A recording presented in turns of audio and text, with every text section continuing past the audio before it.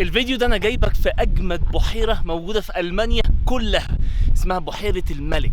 تعال بقى اوريك عامله ازاي. يا جماعة، المكان اللي انتوا شايفينه ده مش لوحة مرسومة بالذكاء الاصطناعي، لا دي حقيقة وموجودة هنا في ألمانيا. في الفيديو ده هاخدكم معايا في مغامرة من أجمل الأماكن الطبيعية اللي موجودة في أوروبا كلها على حدود ألمانيا والنمسا. الرحلة دي بقى هنقسمها لجزئين عشان تستمتعوا معايا بكل تفصيلة. النهاردة هتشوفوا معايا الطريق من فرانكفورت وازاي تطلعوا قمة الجبل والتلفريك، وتعالوا بقى شوفوا معايا الصدفة الغريبة اللي حصلت لي فوق.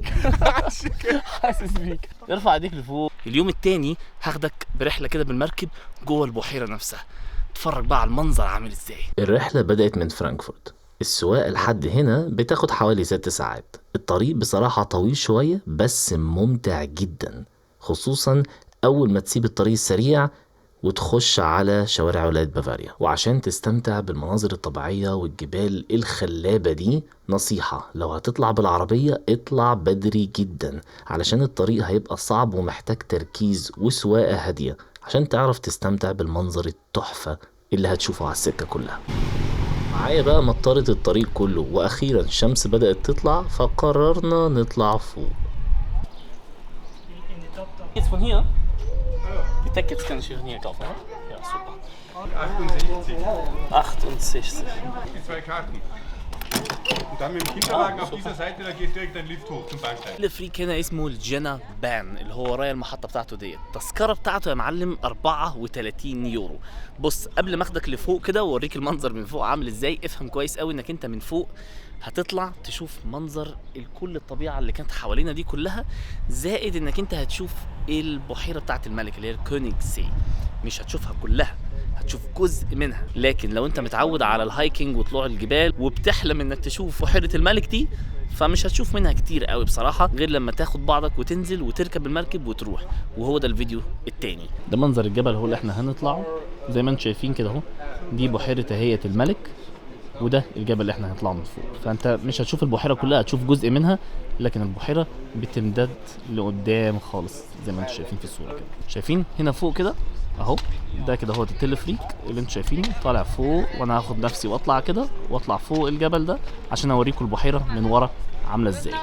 يلا بينا. لو مكمل معايا تعالى شوف الصدفة اللي حصلت لي فوق، وما تنساش تعمل لايك للفيديو. Mit diesem gleichen Ticket auch gehst runter, gell? Ja, genau. Ah, okay, super. Danke. لو أول مرة تركب التلفريك هتخاف وهتقلق، ضربات قلبك هتزيد، لكن لو عملتها قبل كده هتستمتع بجمال وبسحر بجد هيخطفك. كل ما بتطلع فوق ما بتفكرش غير في ربنا، وتقول بجد سبحان الله قد ايه احنا صغيرين قوي من فوق. الخضرة كأنها سجادة، بجد التلفريك ده مش مواصلات، لا دي متعة بصرية هتفضل محفورة في مخك للأبد.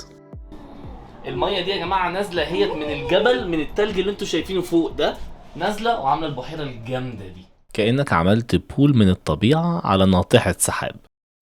كده وصلنا اول محطه يا جماعه. اول محطه بتلفريك. حلو، انت بقى عندك حريه القرار تماما بعد ما توصل انك تطلع اهو، فتحوا لنا الباب، او تفضل قاعد زي ما انت في مكانك وتكمل لغايه فوق كمان وكمان. فاطلع، انا هطلع وتعالى نشوف فوق هيبقى عامل ازاي. التفاصيل بتزيد كل ما تطلع فوق، كل ما التجربة نفسها بتتقل. بتقابل ناس في السكة، بتتكلموا، بتركز في تفاصيل أكتر من بره الشباك، بتشوف تلج نازل، بتقول فعلا يعني سبحان الله ايه ده، ازاي التجربة دي فاتتنا. التأمل هنا بجد ليه معنى، كل تفصيلة بتشوفها بتقول بجد سبحان الله. وبتلاقي ناس طالعة على رجليها كمان وبياخدوا التجربة بحذافيرها. مهمة جدا يا جماعة لما تيجي تطلع فوق خالص، أهم حاجة تاخد معاك جاكيت لحسن الجو هوا ابن لذينة وساقع جدا. حتى لو أنت في الصيف مش هتفرق، خد برضو معاك جاكيت.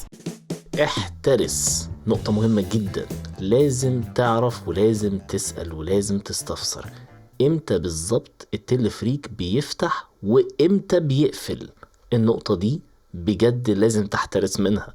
ناس كتير وحوادث كتير بتحصل لمجرد بس ان هو ما سألش.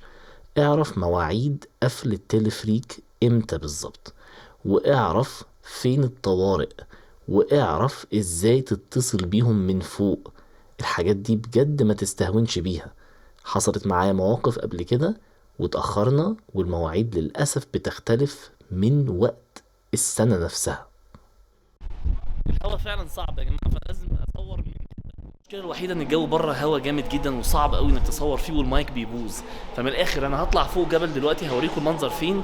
انا طلعت الجبل ده يا جماعه وانا طالع فوق الهوا كان قوي جدا، بس المنظر يستاهل انك تطلع عليه. 15 دقيقه بتطلعها فوق وتنزلها تحت. خد بالك انك انت كل ما تروح متاخر كل ما سعر التذكره بيزيد، وهم هنا اخرهم الساعه 5 العصر وبيقفل. يعني انت لو انت فوق و5 جت عليك وما لحقتش تركب وتنزل انت خلاص اتحبست فوق ولازم تنزل بقى على رجليك من الاخر. فاعمل حسابك في الوقت اهم حاجه، واعمل حسابك انك كل ما تروح بدري كل ما توفر فلوس اكتر. دلوقتي احنا طالعين بقى الجبل من فوق عشان اوريكم المنظر من الناحيه الثانيه. اهم حاجه واهم من كل حاجه انك تبقى لابس كويس ومجهز نفسك من ناحيه الجو الساقع. اللي ابهرني انا هنا بصراحة هي الناس اللي عايشة فوق الجبل، وان هم موصلين المية والكهرباء. بجد اقف خد نفس وتأمل شوية.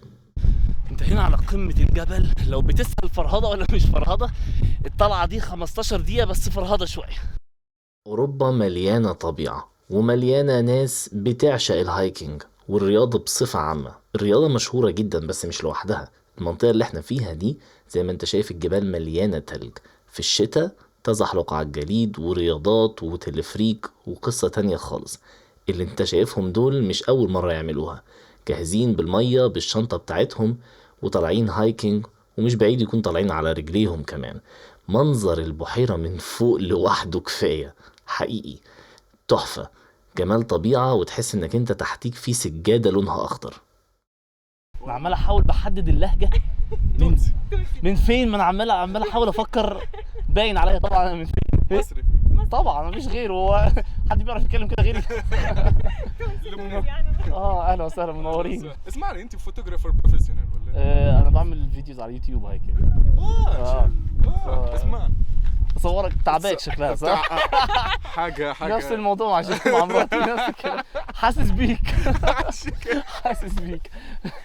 لو عايز ممكن اصورك مش مشكله. عايزك هاتي تليفون بس من غير زعل ولا ما تزعلش ما تزعلش. ماشي. طيب قول لي ايش نعمل. انت بقى هنا طلع الروح الايه، الروح التونسيه. اتنطط بقى، عارف يعملوا حاجه مجنونه زي ما انتوا عايزين. ارفع ايديك لفوق، ارفع رجليك لفوق. رايك في البحيره الغريبه اللي احنا فيها دي؟ حاجه بقى بالتونسي عشان الناس المصريين. تهبل حاجه ما صارتش حبيبي.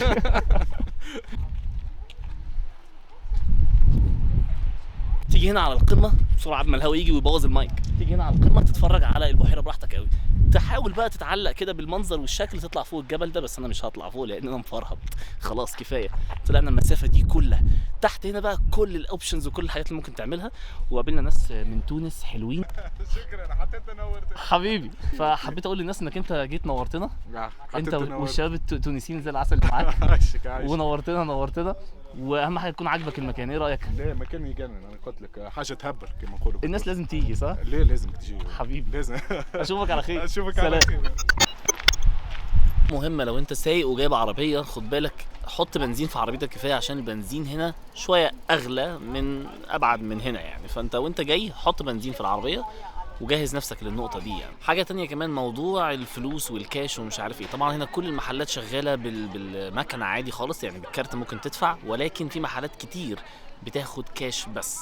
فاعمل حسابك في شوية كاش وانت جاي، ودي حاجة مش هتبقى صعبة خالص. حتى كمان وانت موجود جوه في مكن ATM كتير قوي ممكن تسحب منه فلوس، بس طبعا في مصاريف على الفلوس اللي هتسحبها. استنى، ده كده الجزء الاول من الرحلة. الجزء التاني هاخدك وننزل وناخد مركب في قلب البحيرة نفسها. تابعني في الفيديو اللي جاي.